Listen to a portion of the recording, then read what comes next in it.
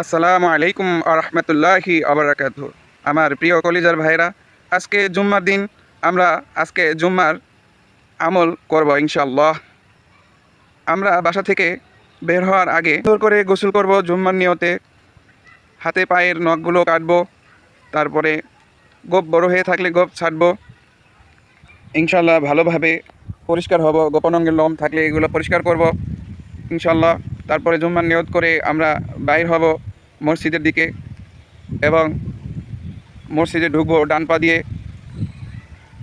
দোয়া পড়ব, বিসমিল্লাহ বলবো, দুরূদ শরীফ পড়ব এবং নফল ইতিকাফের নিয়ত করে মসজিদে প্রবেশ করব এবং যেখানে জায়গা পাবো ঠিক ওই অংশেই বসবো।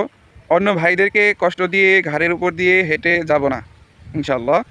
তো এই আমলগুলো যদি ঠিকমতো করতে পারেন তাহলে বাসা থেকে যখন আপনি বাইর হবেন প্রত্যেক কদমে কদমে নেকি।